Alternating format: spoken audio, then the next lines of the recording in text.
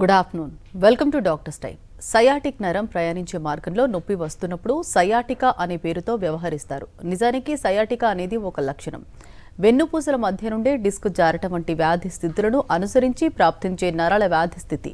Sciatica నడుము నొప్పులకు ప్రధాన కారణాలేంటి? Life స్టైల్తో సమస్యలు వచ్చే అవకాశం ఉందా? హోమియోపతిలో ఎలాంటి చికిత్స ఉంది? హోమియోకేర్ నేషనల్ వైద్యులు వినోదిత గారు ప్రస్తుతం మన స్టూడియోలో ఉన్నారు. వారిని అడిగి మరిన్ని విషయాలు తెలుసుకుందాం. అలాగే మీరు కాల్ చేసిన నంబర్లు 0402331068 అండ్ 716. Hello doctor. హలో. ముందుగా చెప్పండి, అసలు సయాటికా అంటే ఏంటి, అసలు రీజన్స్ ఏంటి మ్యామ్? సో సయాటికా గురించి మాట్లాడుకునే ముందర అసలు మనకి స్పైనల్ కార్డ్లో ఎన్ని బోన్స్ ఉంటాయి, ఎన్ని డిస్క్స్ ఉంటాయి అనేది మాట్లాడుకోవాలి. సో మెయిన్గా ఇక్కడ మనకేంటంటే 33 బోన్స్ తోటి ఇది ఫామ్ అవుతుందన్నమాట. అంటే మన వర్టిబ్రల్ కాలమ్ అంటాము. పైనుంచి కింద వరకు మన వెన్నుపూస ఏదైతే ఉందో అది ఇన్ని బోన్స్ తోటి ఫామ్ అవుతుందన్నమాట. సో ప్రతి బోన్కి మధ్యలో మనకి డిస్క్స్ అనేవి ఉంటాయి. సో నార్మల్ స్ట్రక్చర్ ఏంటంటే డిస్క్ది మనకి ఇట్లా సర్క్యులర్ షేప్లో ఉంటుందన్నమాట. అండ్ ఒక 2 బోన్స్, ఇప్పుడు ఇది బోన్ అనుకోండి, ఈ రెండిటి మధ్యలో మనకి డిస్క్ అనేది ఉంటుందన్నమాట. సో బోన్ కూడా ఇదే షేప్లో ఉంటాయి పైన కింద.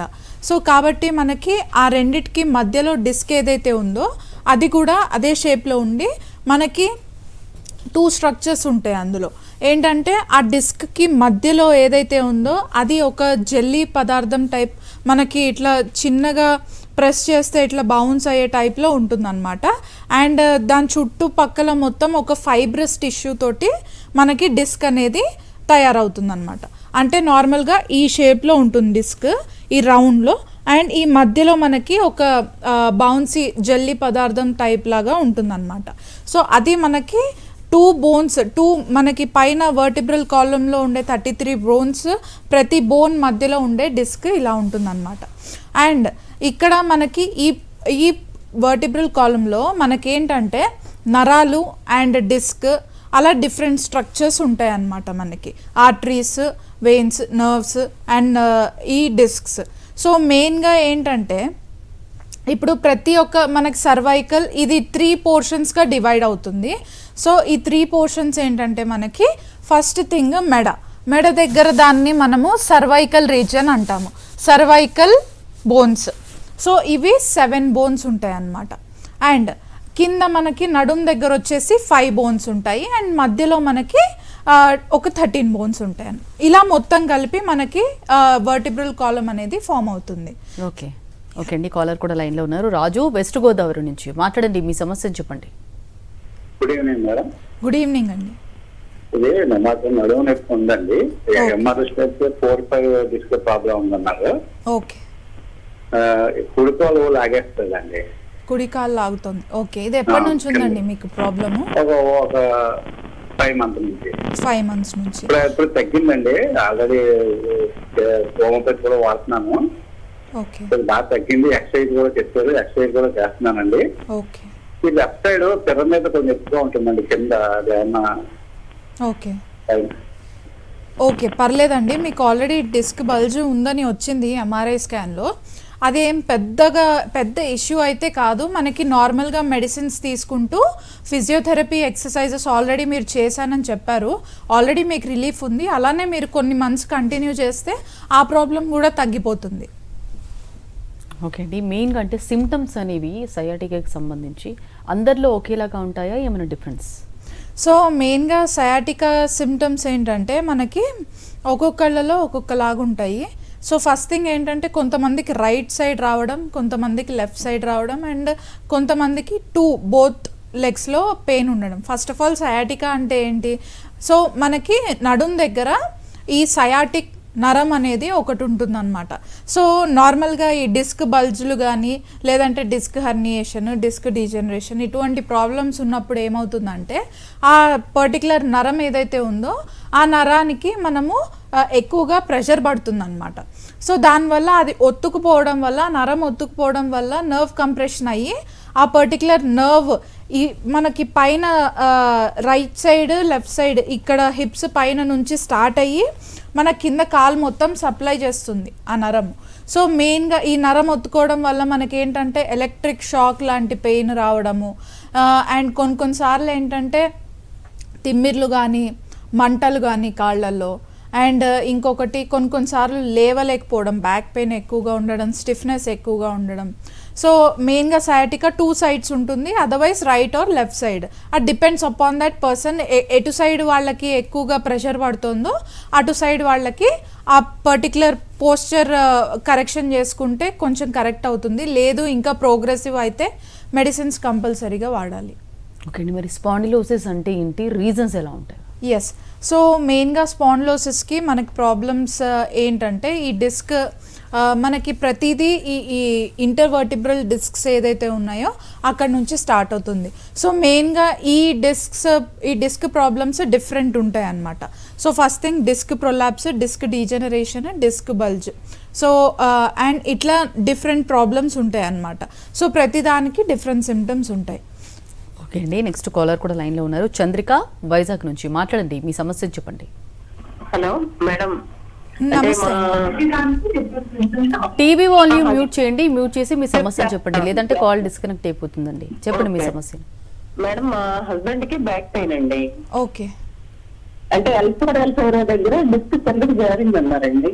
ఓకే అదేంటంటే మామూలుగా బ్యాక్ పెయిన్ బాగా ఎక్కువ వస్తుంది, ప్లస్ లెగ్ సైడ్స్ లో కూడా వస్తుందండి. ఓకే అంటే బొటెక్స్ దగ్గర 2 sides పెయిన్ వస్తుంది మేడం.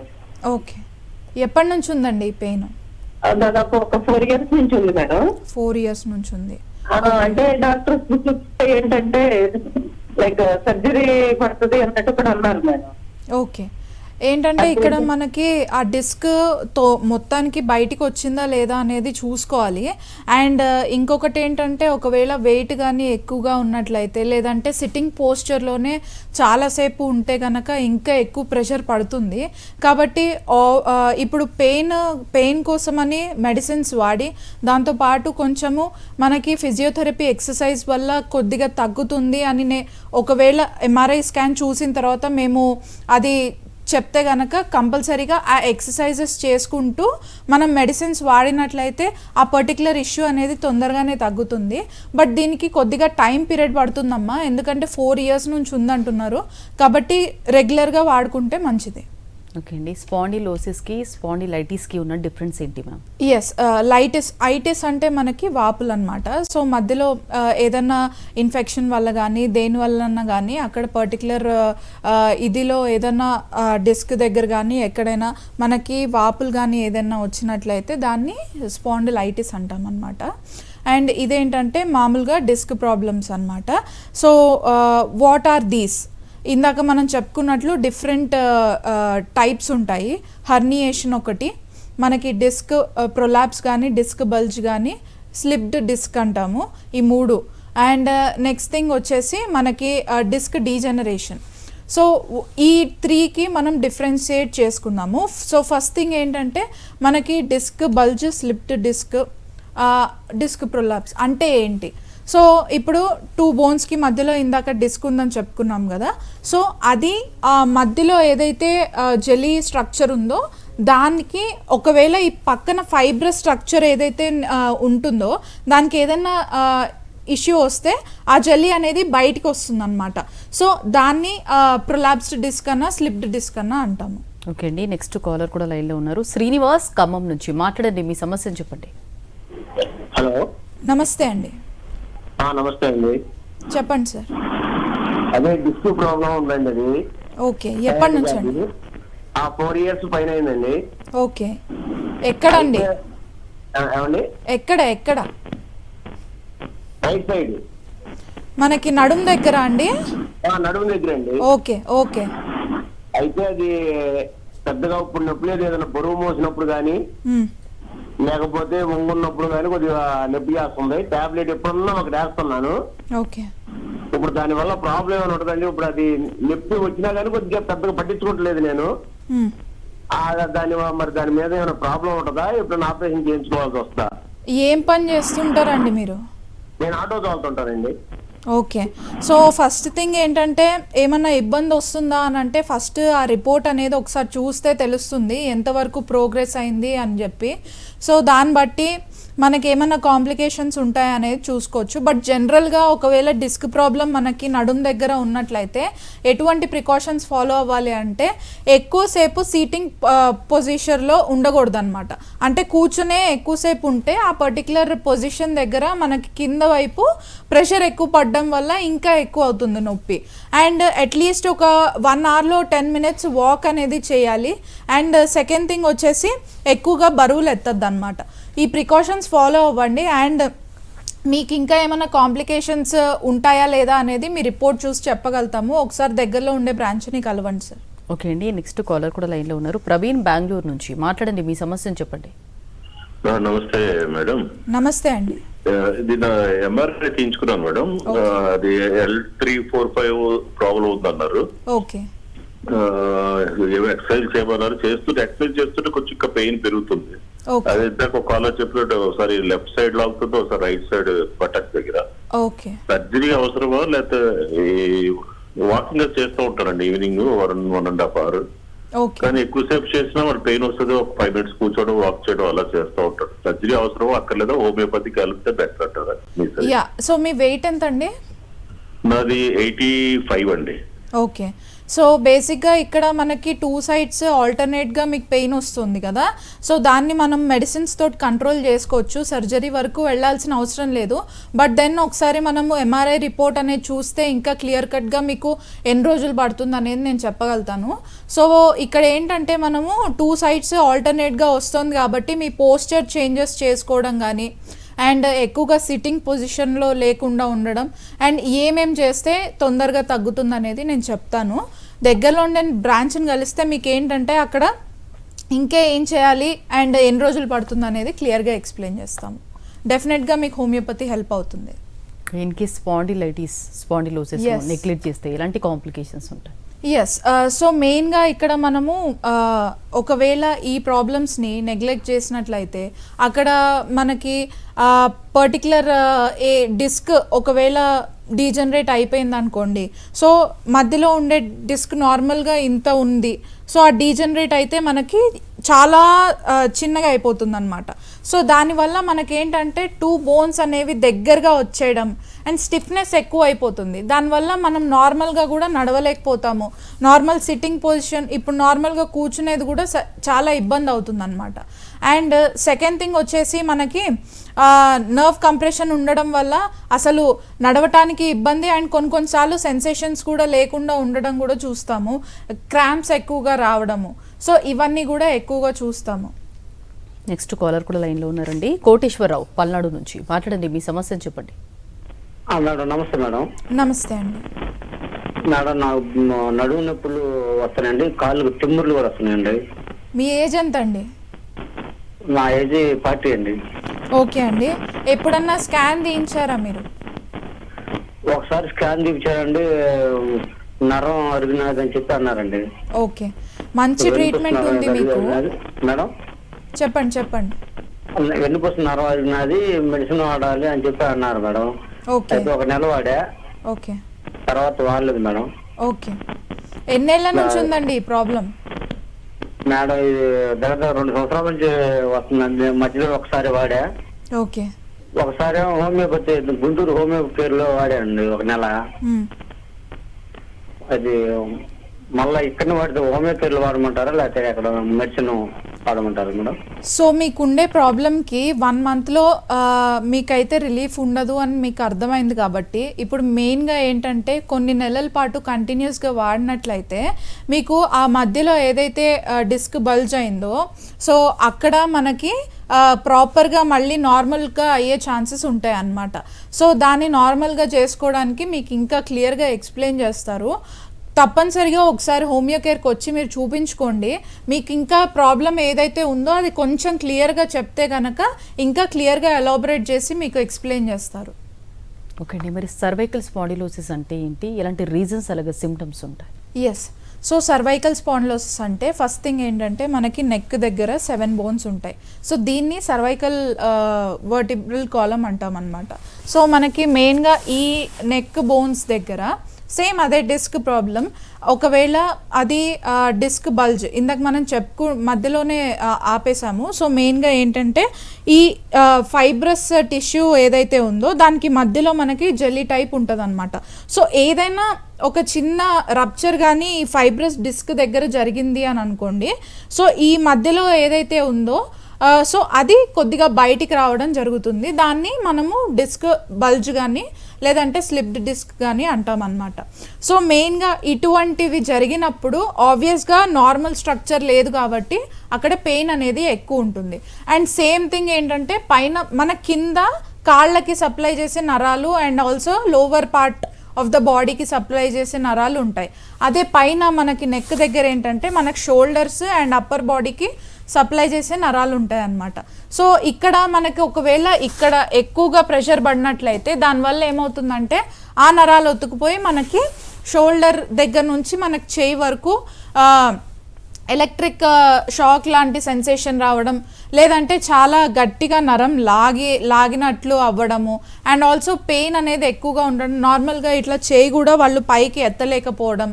సో ఇవన్నీ మనము సర్వైకల్ స్పాండిలోసిస్లో చూస్తుంటాము. మెయిన్గా సర్వైకల్ అంటే మనకి నెక్ దగ్గర వచ్చే ఇష్యూ అన్నమాట. ఓకే అండి, నెక్స్ట్ కాలర్ కూడా లైన్లో ఉన్నారు. జాష్వా కడప నుంచి మాట్లాడండి, మీ సమస్యను చెప్పండి. Good afternoon madam. Good afternoon అండి. నాకు లెఫ్ట్ థై మేడం, థై దగ్గర ఎక్కువ పెయిన్ ఉంటుంది మేడం. థై అంటే ఉంటుంది కదా డిస్క్, నిలబడుకుంటాను కానీ కూర్చోలేకుంటాను మేడం. కూర్చుంటే అసలు లెగ్ ఫోల్డ్ కావడం లేదు మేడం. ఓకే, ఎప్పటి నుంచి అవుతుందండి? నేను 4-5 months అవుతుంది మేడం. ఓకే. ఎంఆర్ఐ స్కాన్ లో ఏం లేదు మేడం, ఎంఆర్ఐ స్కాన్ లో చూపించేది ఏం లేదు, కానీ పెయిన్ మాత్రం తగ్గడం లేదు మేడం. ఓకే అండి, మేబీ అక్కడ మసిల్ స్పాసమ్ అట్లాంటివి ఏమైనా జరిగి ఉండొచ్చు. తొందరగా తగ్గుతుందండి, వితిన్ 15 to 20 daysలో మీకు రిలీఫ్ ఉంటుంది. సో మీరు ఒకసారి మీ దగ్గరలో ఉండే బ్రాంచ్లో వచ్చినట్లయితే మీకు అది తొందరగా తగ్గేలాగా చూస్తాము. ఓకే అండి, కంటిన్యూ చేయండి. ఎస్, సో మెయిన్గా ఇక్కడ సర్వైకల్ రీజియన్లో ఈ ప్రాబ్లమ్స్ ఉన్నట్లయితే మనకి అప్పర్ బాడీ దగ్గర ఎఫెక్ట్ వస్తుంది అనమాట. సో మెయిన్గా ఇంకా మనం డీటెయిల్గా వెళ్ళినట్లయితే డిస్క్ హర్నియేషన్ అంటాము. అంటే డిస్క్ హర్నియేషన్ అంటే ఇందాక మనం చెప్పుకున్నట్లు ఆ స్లిప్డ్ డిస్క్ ఏదైతే ఉందో అది కొద్దిగా ఇట్లా ట్విస్ట్ అవ్వడం. దానివల్ల ఏమవుతుందంటే మనకి ఇక్కడ డిస్క్ ఉంటుంది అండ్ దీని వెనకాల మనకి నర్వ్ సప్లైస్ అవుతాయి అన్నమాట. సో మనకి ఇక్కడ నుంచి డిస్క్ బయటికి వచ్చినప్పుడు ఈ డిస్క్ ఏదైతే ఉందో అది ఇక్కడ ఉండే నరాన్ని టచ్ చేస్తుంది అండ్ ఆల్సో ఒకవేళ ఎక్కువ వచ్చినట్లయితే దాన్ని కంప్రెస్ చేస్తుంది అనమాట. సో ఇటువంటి ప్రాబ్లమ్స్లో ఏమవుతుందంటే అసలు మనము నార్మల్గా ఇట్లా తిప్పడానికి కూడా చాలా ఇబ్బంది పడతాము. నాట్ ఓన్లీ హియర్, మనకి కింద లంబార్ దగ్గర వచ్చినప్పుడు కూడా సేమ్ ఇష్యూ, స్టిఫ్నెస్ ఎక్కువ ఉంటుంది అండ్ పెయిన్ చాలా అన్బేరబుల్ ఉంటుంది అనమాట. సో మెయిన్గా యూజువల్గా పేషెంట్స్ మనకి లంబార్ దగ్గరే ఎక్కువ వస్తూ ఉంటారు, అంటే లంబార్ కంప్లైంట్ తోటే ఎక్కువ వస్తూ ఉంటారు అనమాట. బికాస్ అక్కడే వాళ్ళకి సీటింగ్ పొజిషన్ వల్ల అండ్ ఆల్సో ఒబేసిటీ వల్ల ఎక్కువగా యూజేజ్ చేయడం వల్ల ఆ పర్టికులర్ ఏరియాని అండ్ ఆల్సో డిఫరెంట్ ఏదన్నా ఇన్ఫెక్షన్స్ వల్ల కానీ ఈ ప్రాబ్లం వచ్చే ఛాన్సెస్ ఉంటాయి. ఓకే అండి, నెక్స్ట్ కాలర్ కూడా లైన్లో ఉన్నారు. ఎస్కే రెడ్డి పెనుకొండ నుంచి మాట్లాడండి, మీ సమస్యను చెప్పండి. నమస్కారం. నమస్తే అండి. సార్ అమ్మా ఏమిలే మాకు డిస్కో పక్కన. హలో చెప్పండి సార్. ఎడమ కుడి భాగము కాలమ్మా, కుడి భాగము కాలు నడుము ఎప్పుడు నొస్తా ఉంటది. ఈ ఒక రైట్ సైడ్ ఇది కాలు జూమ్ పుట్టేట్టు ఉంటదమ్మా. ఓకే అండి. జూమ్ పెట్టేది కాక ఇదేమైతుందంటే ఈ తూడి ఆపరేషన్ పోయి హాస్పిటల్లో చూపించింది ప్రధానమంత్రి రోజ్గార్ అని బెంగళూరులో. అక్కడ ఇది నడుము ఎక్స్ట్రా తీసి ఇది నడుము మీద నడుము ఏమో ఉంది, దీన్ని ఆపరేషన్ చేయాలా అని చెప్పింటారు తల్లి. ఓకే అండి. అయితే నాకు ఎవరో వేరే వాళ్ళు సజెషన్ చేసి వద్దు ఏమిటి ఆపరేషన్ చేసి ఆండ్రీ కాబట్టి ఊరికే అయితే. కానీ ఎప్పుడు జూమ్ ఉంటుంది ఎప్పుడు అంటే ఎప్పుడు 24 hours కాదు, కానీ రోజు ఏమైనా పని ఎక్కువ చేస్తే ఒత్తిడికి విపరీతమైన నొప్పి ఎంత వస్తుందమ్మా ఈ నడుము మన పిల్లల పై భాగాన నడుము. ఓకే అండి. సో మీరేమి ఇబ్బంది పడకండి, మీకు హోమియోపతిలో చాలా మంచి ట్రీట్మెంట్ ఉంది. సో మీకు ఏంటంటే ఏదైతే మీకు జిమ్ లాగుతుంది అని చెప్పారో అది తొందరగానే తగ్గుతుంది. కాకపోతే మీ వయసు ప్రకారంగా కొద్దిగా లేట్ అవ్వచ్చేమో కానీ మీకు రిలీఫ్ మాత్రం కంపల్సరీగా ఉంటుంది సార్. ఓకే అండి, మరి స్పాండిలోలిస్థెసిస్ అంటే ఏంటి, ఎలాంటి రీజన్స్ సిమ్టమ్స్ ఉంటాయి?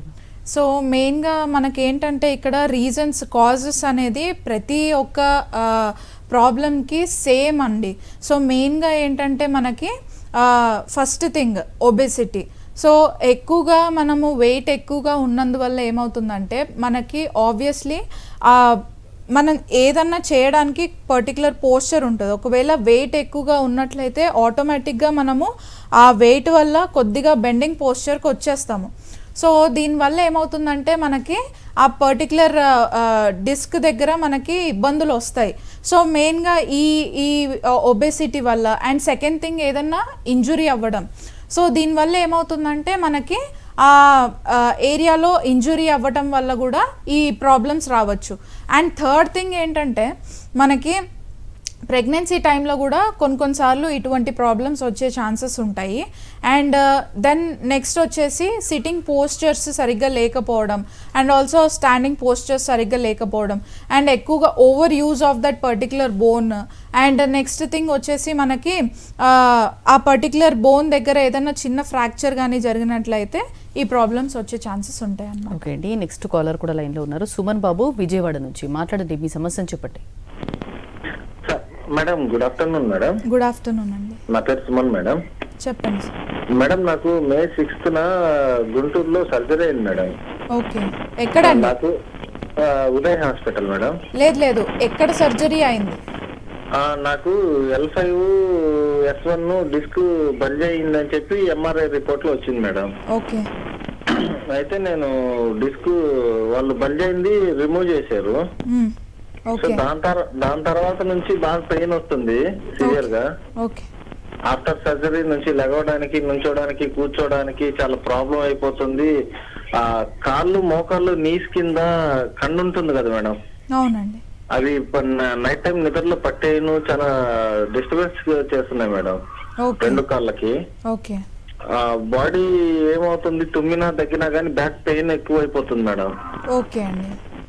సో ఇప్పుడు మళ్ళా నెక్స్ట్ టైం నేను మళ్ళా MRI తీపిచ్చాను. MRI తీపిచ్చి చెన్నైకి, హైదరాబాద్ కి వెళ్ళినప్పుడు అక్కడ డాక్టర్స్ ఏమన్నారంటే డిస్క్ మళ్ళా రీలొకేటెడ్ చేసేయాలి, సో చేసి అక్కడ ప్లేట్స్ అవి ఫిట్ చేయాలి అని చాలా డాక్టర్స్ దగ్గరికి వెళ్ళినప్పుడు కూడా ఇది అంటున్నారు మేడం. ఇప్పుడు నెక్స్ట్ సర్జరీకి ఇప్పుడు రేపు మళ్ళా నెక్స్ట్ ఇది September 15th madam surgery. Okay అండి. అది ప్రాబ్లం ఎక్కువైపోతుంది, అది చేయించడానికి ఎలా మేడం? సో ఫస్ట్ థింగ్ ఏంటంటే మీ MRI స్కాన్ ఒకసారి చూస్తే కానీ అర్థం కాదండి అది సర్జికల్ కేసా కాదా అనేది. సో ఆబ్వియస్లీ ఒకసారి చేయించుకున్నానని చెప్పారు, మళ్ళీ రీలొకేట్ చేయాలని అంటున్నారు కాబట్టి ఆబ్వియస్లీ ఆ సర్జరీ మళ్ళీ చేయాల్సి వస్తుంది. ఎందుకంటే ఒకవేళ మళ్ళీ ఆ డిస్క్ అనేది ఒకవేళ వేరే పొజిషన్కి వెళ్ళినట్లయితే దాన్ని మళ్ళీ ప్రాపర్గా తీయాల్సి ఉంటుంది. కాబట్టి వన్స్ అది చేసుకున్న తర్వాత మీరు వచ్చినట్లయితే మీకు దాంతోపాటు ఏ ప్రికాషన్స్ తీసుకోవాలి అండ్ మా మెడిసిన్ వాడితే మీకు ఎటువంటి లాభాలు ఉంటాయనేది చెప్తాము.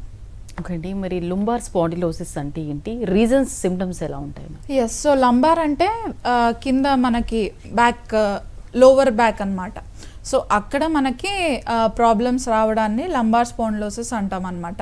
సో ఇక్కడ సేమ్ రీజన్స్ అండి, ప్రతి స్పైనల్ ప్రాబ్లమ్కి సేమ్ రీజన్స్ ఉంటాయి. అండ్ ఇంకొకటి ఏంటంటే మనకి ఎక్కువగా పేషెంట్స్ మన దగ్గరకు వచ్చే రీజన్ ఏంటంటే లంబార్ స్పాండిలోసిస్ వల్ల. మెయిన్గా ఏంటంటే ఎక్కువగా మనం నుంచున్నా కానీ కూర్చున్నా కానీ ఏ పని చేసినా కానీ మనకి లోవర్ బ్యాక్ పైననే ఎక్కువగా ప్రెషర్ పడుతుంది. సో దీన్ని ఎక్కువగా ప్రెషర్ పడకుండా ఎటువంటి ఎక్సర్సైజెస్ డైలీ చేస్తే మనకి ఎలా ఉంటుంది, ఎలాంటి రిలీఫ్ ఉంటుంది అనేది మనం చూసుకోవాలి. సో మెయిన్గా స్పైనల్ కార్డ్ని స్ట్రెచ్ చేయడము ఎవ్రీడే చేయాల్సి ఉంటుంది. సో దీనివల్ల మనకి లాభాలు ఏంటంటే, ఒకవేళ కానీ మనకి డిస్క్ బల్జ్ ఇటువంటి ప్రాబ్లమ్స్ ఉన్నట్లయితే ఆ డిస్క్ అనేది మళ్ళీ నార్మల్గా వచ్చే ఛాన్సెస్ ఉంటాయి అండ్ ప్రెషర్ పడకుండా ఉండే ఛాన్సెస్ ఉంటాయి అన్నమాట. అండ్ డిస్క్ డీజనరేషన్ అయ్యే ఛాన్సెస్ ఉండకుండా ఉంటాయి. ఈ డీజనరేషన్లో ఏంటంటే మొత్తం ఆ లిక్విడ్ ఏదైతే ఉంటుందో డిస్క్లో అదంతా పోయి మొత్తం డ్రై అయిపోయి 2 బోన్స్ దగ్గరకు వచ్చేస్తాయి. సో దీనివల్ల మనకు ప్రాబ్లం వస్తుంది అనమాట. సో ఇటువంటివి రాకుండా మనము నడుము దగ్గర చాలా మంచి ప్రికాషన్స్ తీసుకున్నట్లయితే తొందరగా తగ్గే ఛాన్సెస్ ఉంటాయి. అండ్ హోమియోపతి దీనికి చాలా బెనిఫిట్ అనమాట. ఓకే అండి, స్పాండిలోసిస్ గురించి, అందులో ఉన్న టైప్స్ గురించి చాలా డీటెయిల్గా ఎక్స్ప్లెయిన్ చేశారండి. Thank you so much. ఇది బట్టి doctors time. Next news updates ఉంటాయి. Stay tune to Sakshi.